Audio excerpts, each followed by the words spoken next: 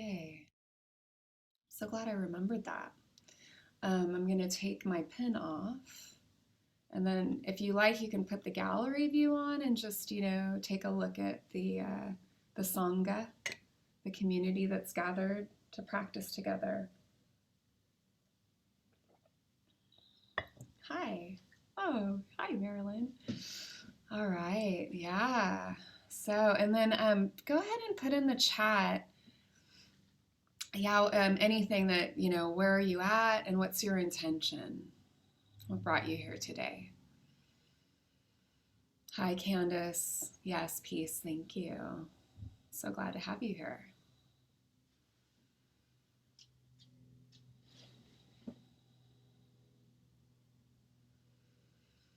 Yeah, to trust my gut. Thanks, Joanne.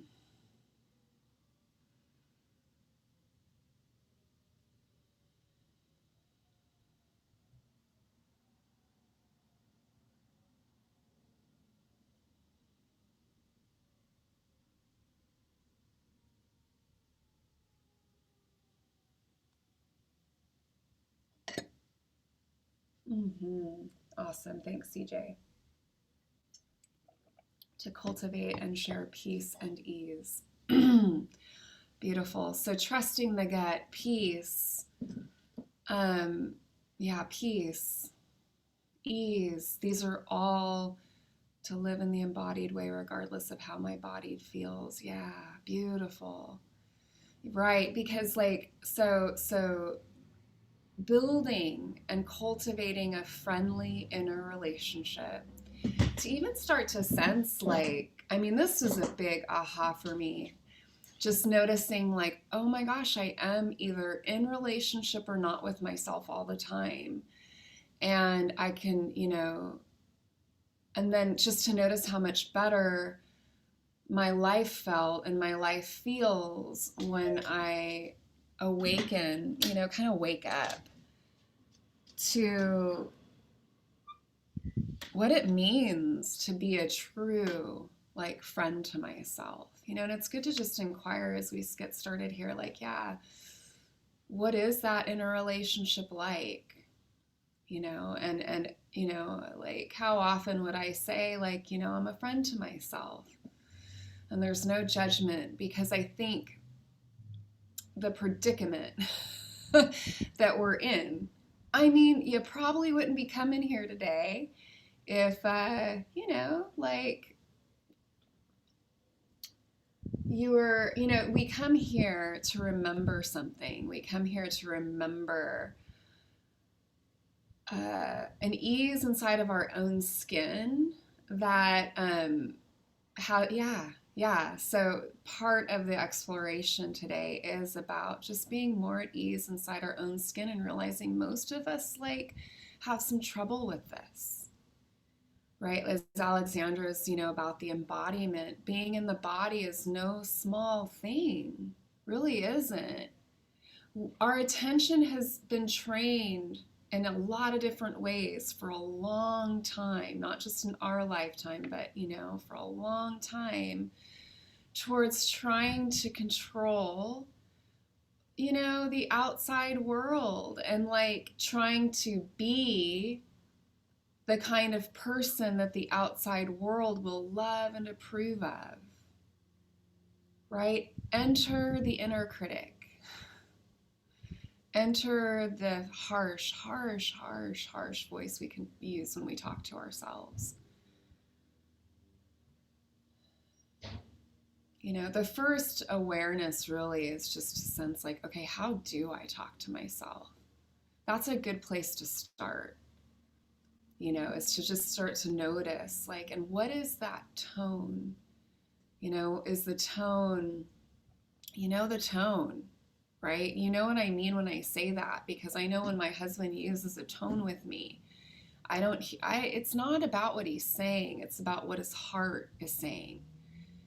And that's true for all of us. That's what we pick up on. That's what's resonant with us. The intention behind the words. And when there's a disconnection between the intention, either conscious or unconscious, and the words we're using, then it has a particular way of, landing with the other person that does not foster real, trust. It doesn't foster a relationship that feels safe and secure.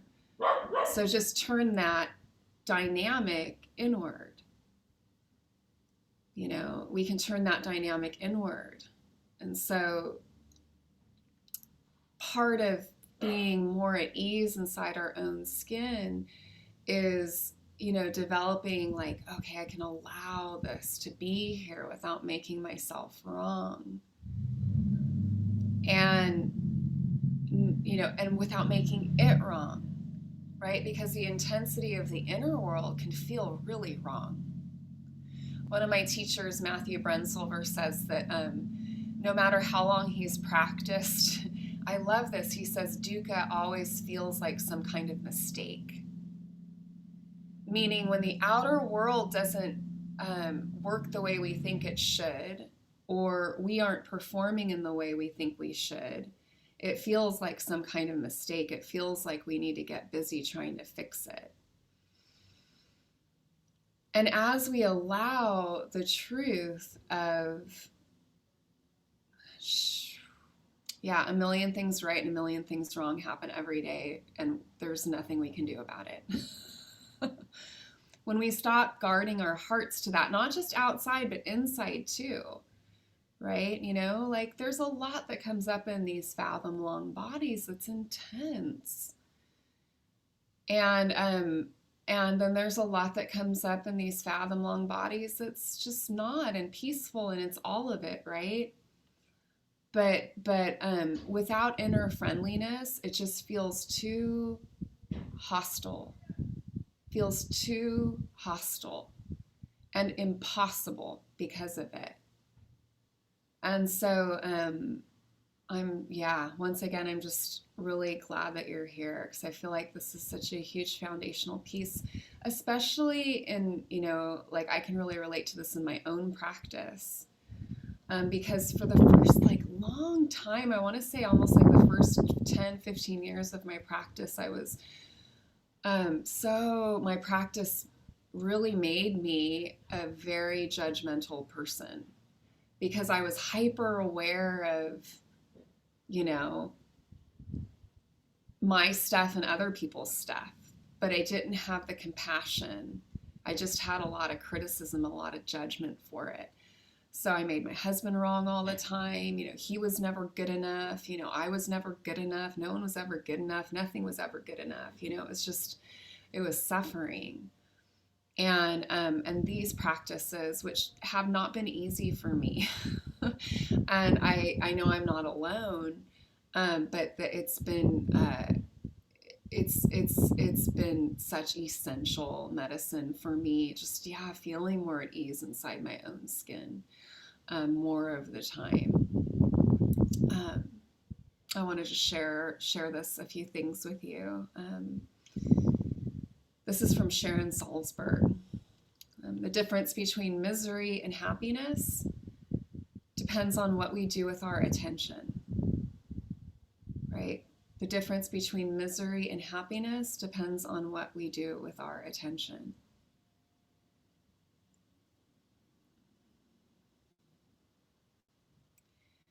And, what inner, what has us lean in?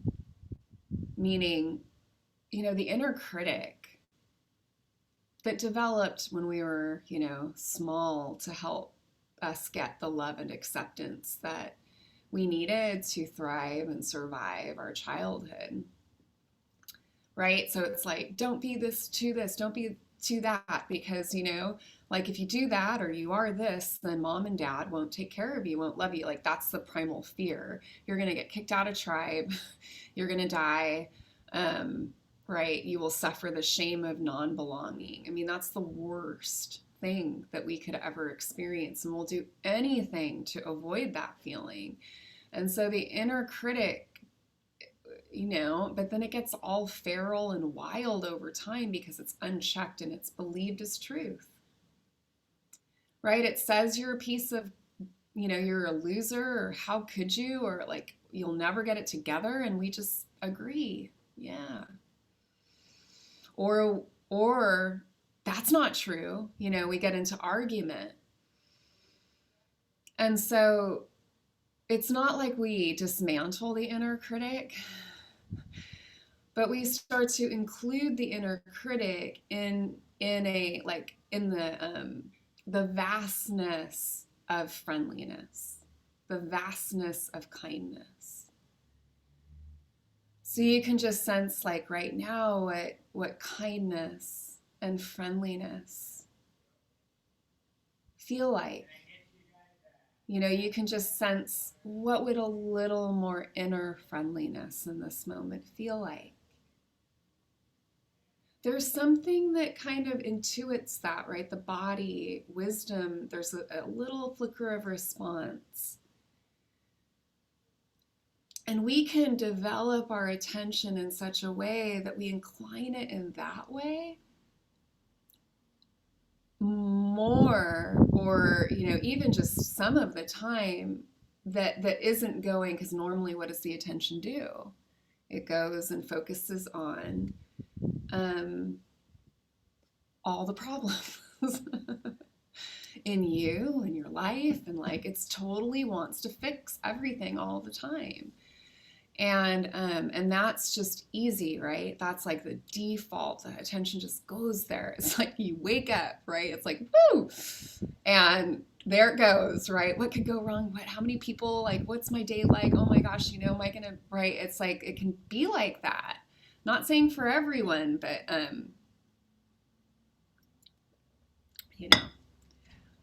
I know in my experience, and like I've heard this from my clients too and students, that this is not uncommon, that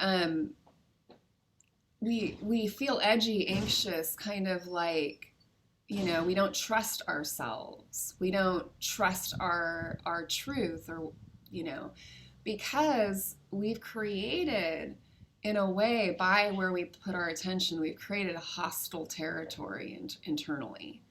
It's sometimes, let's be honest, it's a bit of a war zone in there, but we don't even realize it. We just know we feel shitty and we don't know why. The good news is friendliness can be invoked, just like we did, and we can invoke it as a practice. And we can invoke it as a practice beyond this idea that it has to be earned. So, there's ways that we stay loyal to our suffering. And one of the ways that we stay loyal to our suffering is in believing that it's not enough to be who we are, this like alive organism, person, being that is unlike anything else that ever is on the planet. Like no one's like you at all. This life has lost its value in a sense, and we've just become like we have a deficit in the worthiness department, right? Like we have to, it's like we have to be good enough to be friendly to ourselves. And so I'm going to call this the worthiness trap.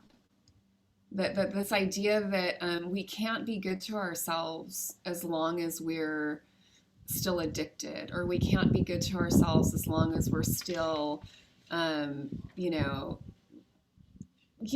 thing, right? Like your thing, your secret, or your whatever your thing is. Like this idea that we can't be worthy until we're pure, or we've got it. It's this predicament that we're in. And we have to see the predicament. Oh, it says my internet connection is unstable. Am I coming through okay? So? It's okay. You broke up a little bit, but you're back. Okay. Oh, just in time to do your check. Okay. So, okay, good here. Okay. Maybe it was just for a second. All right. Um, but what I was saying was that's the worthiness trap, and that's why this is a practice. It's a practice. Like, you think about practice, right? I just did the half marathon. I had to like practice for that. I had to build up a certain amount of endurance. And so that, without practice, I wouldn't have been able to do it. Okay, it's exactly the same here. It's hard. It can be harder. It can feel wrong to give up the worry, or to give up whatever way we are loyal to our suffering, as an act of, kindness and friendliness to the self. Because, if any thought or emotion thought is causing suffering, it's not helpful and it's not truth. And so it's practice, though, to like take a leap of faith, like really take be willing in that way to practice. And all we need is willingness to practice.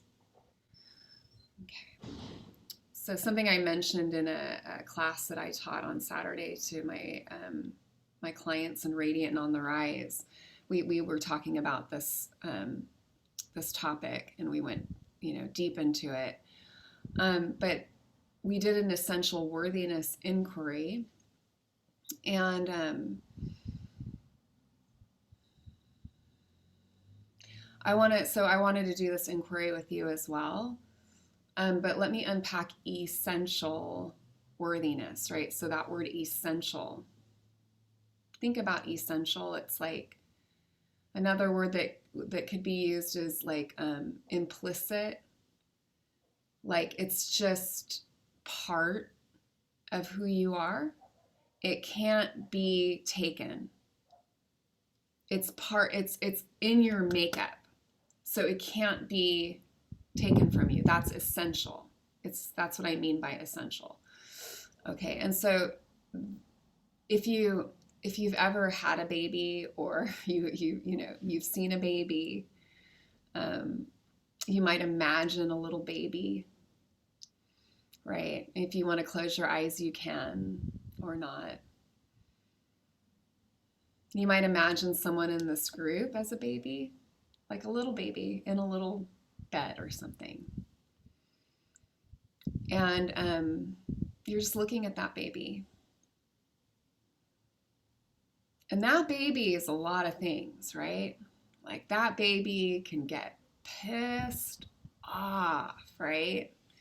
And that baby can just wail and cry, and that baby can be so delighted, and that baby, it is what it is. It is what it feels, right?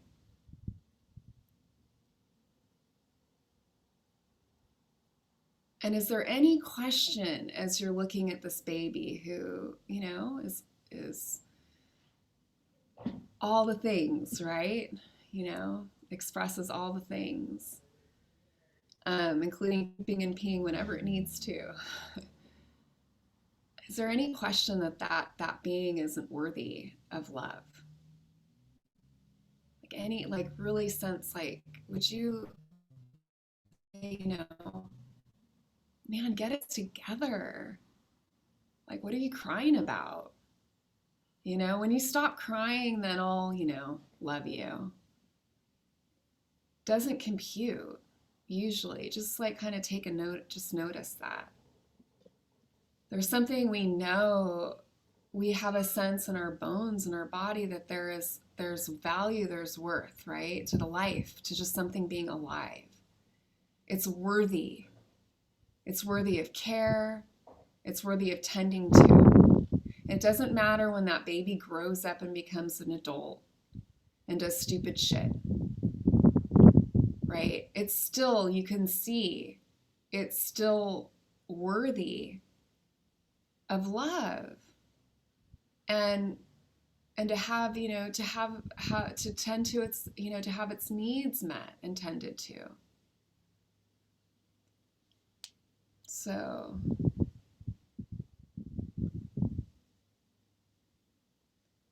can you sense what I'm talking about here in the worthiness inquiry? You can just put it in the chat, or you can give me a thumbs up, or what was that like? Can you sense that essential worthiness?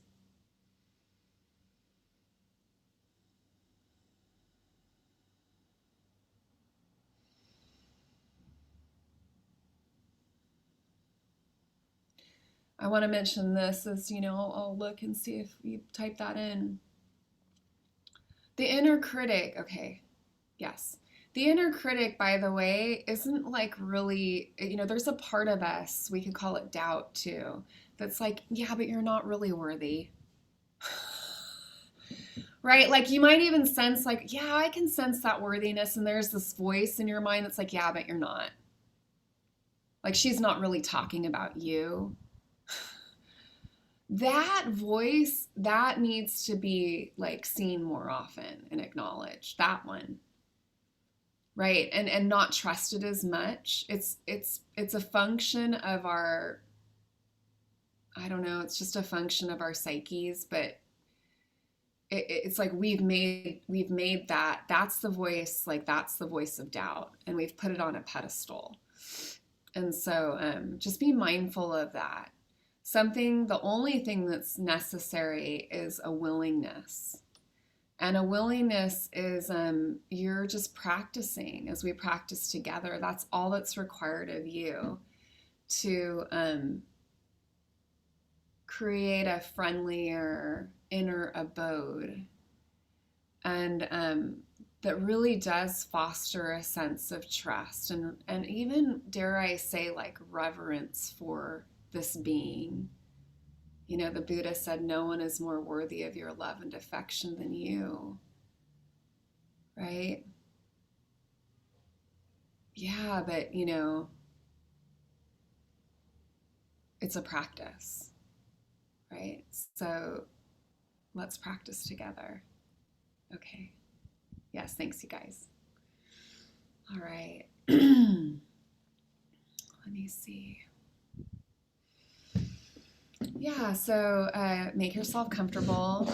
I just like at this point in the talk, I like to mention that these are offered, these Dharma talks and meditations are offered by donation. They're freely offered. If you can't make a donation, then that should just please come anyway. To make a difference, and any amount is good. Yeah. So you can do that via Zelle or PayPal or Venmo. Karina, Yes. I will be making $10 this week. Oh, thanks, so Candace. I'll be sending through PayPal. I've been wanting to pay for a long time, just financially been tight. Yeah, no worries about that. It never, please come no matter what. But thank you. I appreciate that, Candace. Yeah. Yeah. And I can totally relate to this talk, like being a friend to what stands out is I really have to work on being a friend to myself. That's the biggest challenge ever. Yeah. Thank you, Candace. Yeah. And we're up for the challenge. Yeah. Right? We're up for the challenge. We're up for it.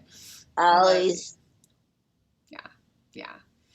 Good. You're worth fighting for. We all are. So with that, let's find your comfortable posture, whether that's lying down or sitting up.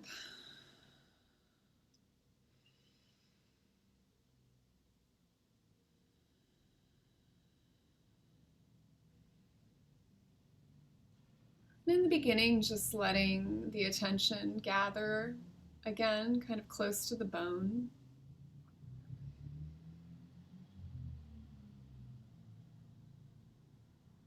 Just spending some time in the beginning enjoying the way the body breathes.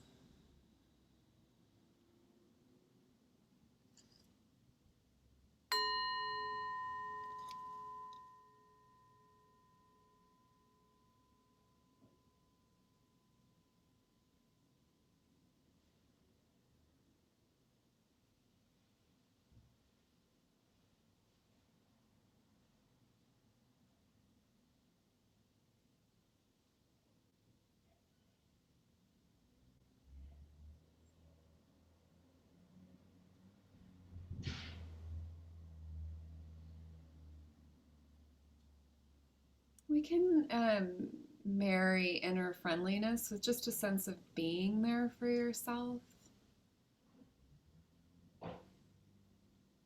You might just try that on. Like, what would it feel like to be there for yourself?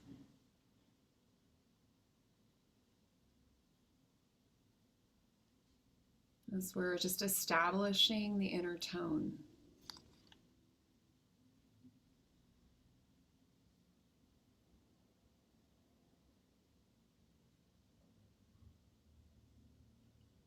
You might imagine somebody that you have easy love for, like a good friend, like your best friend, or your child, or your sister, or your brother, or, just somebody that you have easy love for.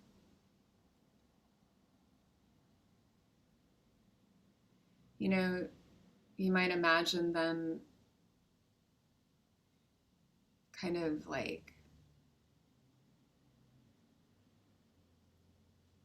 letting you know that they had something important to tell you. That there's something going on that they really need support with. Okay, and sense the way you might lean in, like you would really be there for them in that moment.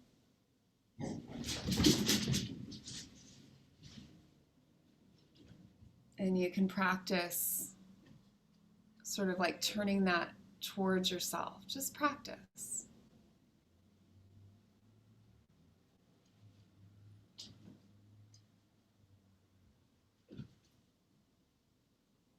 So we're mindful of the breath with this sort of inner tone of being there for yourself.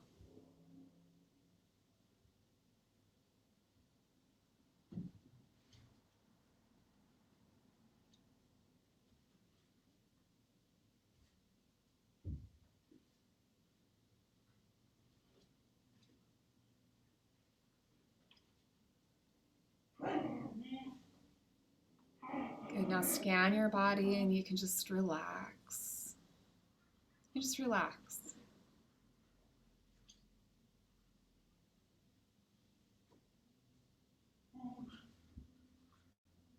It's not a betrayal of your care.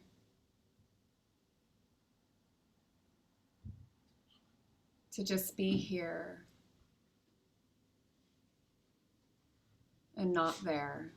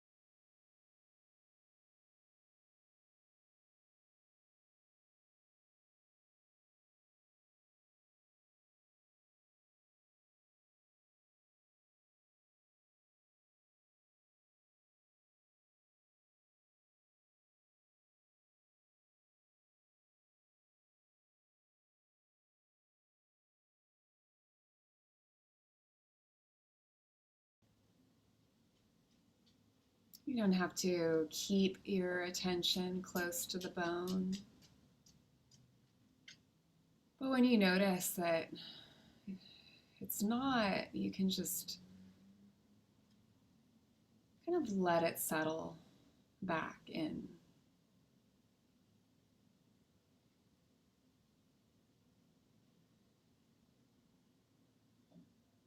It's a practice of being there for yourself.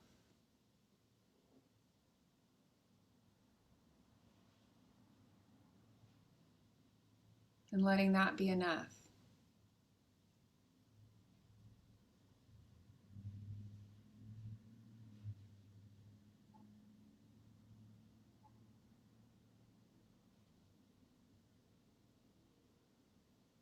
You can just trust that your practice is perfect.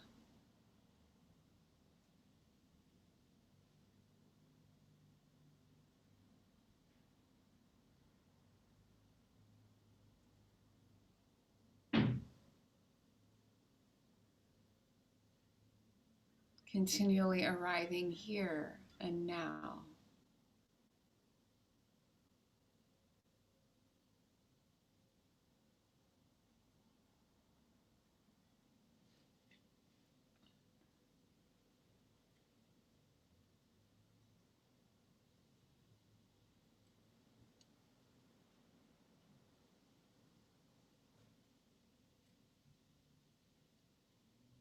And some of the things we experience in the skin is pleasant. Some of it's unpleasant. Some of it's neutral.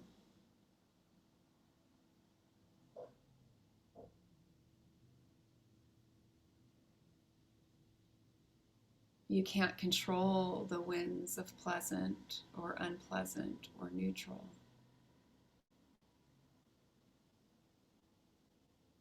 But you can recognize pleasant, unpleasant, and neutral.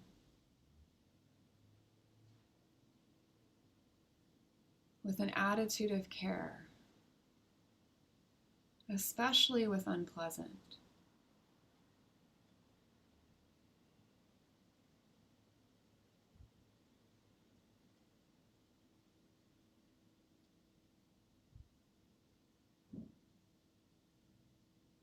And with pleasant, just the recognition of pleasant. I feel peace right now. Has a way of,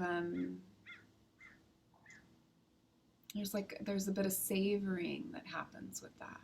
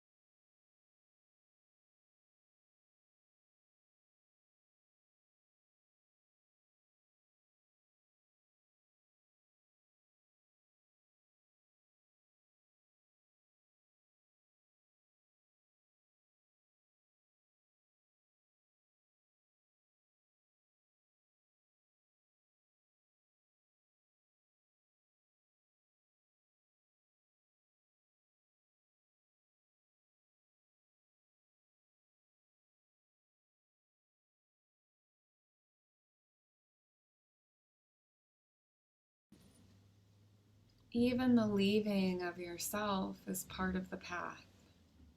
Just let it fold right back into your practice.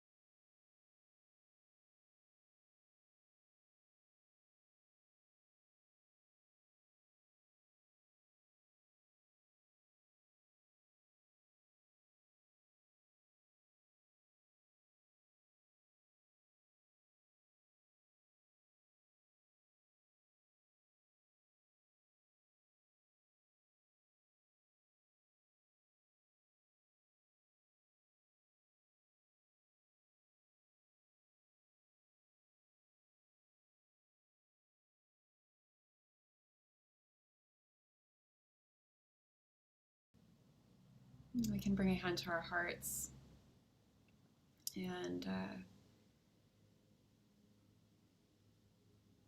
just sensing there is a way in which you can wish well for yourself today. However much of the day is left, for many of for I think all of us, maybe it's like it's morning.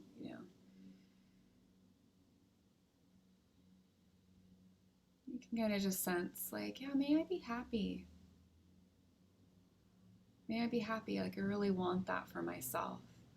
Don't you? I want that for me. Just sense how much you might want it for you. May I be at peace? May I be at peace?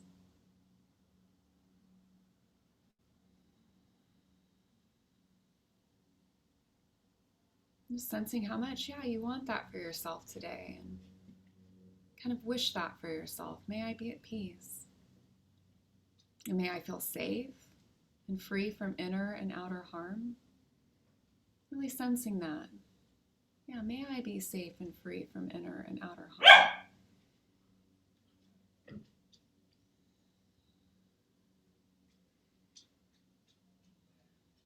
May I be healthy today? May I be healthy?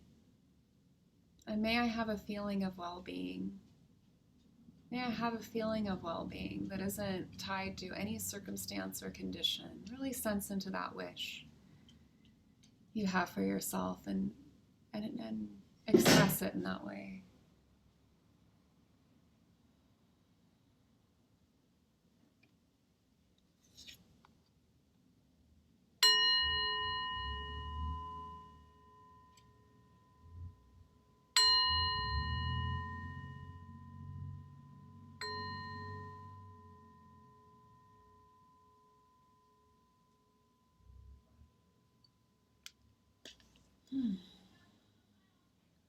So as we just blink the eyes open, we can just take in the space, look behind, orient.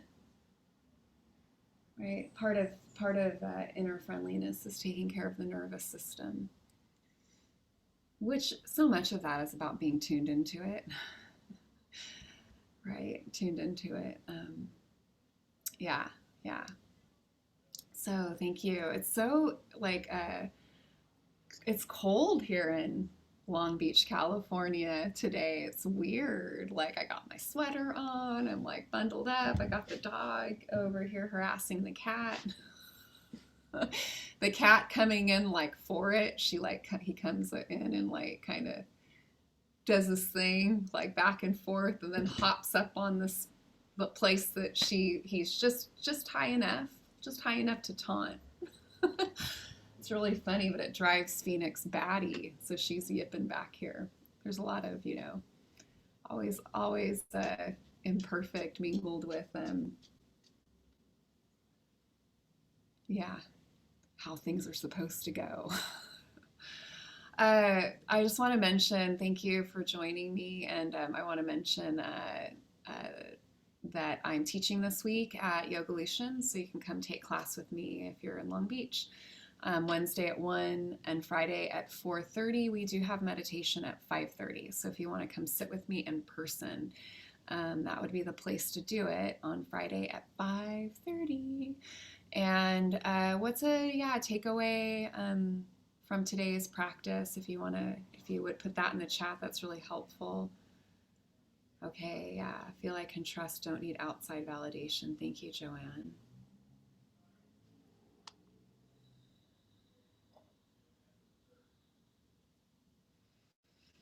Oh, also I'll mention, share this with, it'd be nice to have, wouldn't it be nice? Like, I know there's so many more people who needed to hear this talk today.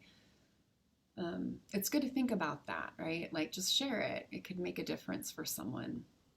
Invite them to join us. It's always the same link. Okay.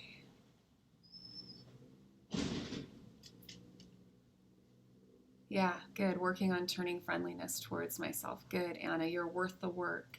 I always remind myself of that too. It's like, I'm worth it, right? Your little girl is worth it. Like the little one inside is worth it. That one is the one that needs our friendliness the most. The crying baby is like the discomfort. Good. Yes, Alexandra deserves all the love and space to be worthy as it is. Yes. Yeah, totally. Totally does. Good. Yeah. All right. So good to sit with you, Joanne and Anna and Alexander and Marilyn and Candace. Thanks for staying with me the whole time. And you can take yourself off mute and yeah. Bye. Bye. Thank you, Karina. You're welcome. Namaste. Karina, this is always the best. Bye. Everybody have a good day. Bye. Bye. Bye, Thanks, everybody. Bye. Candace.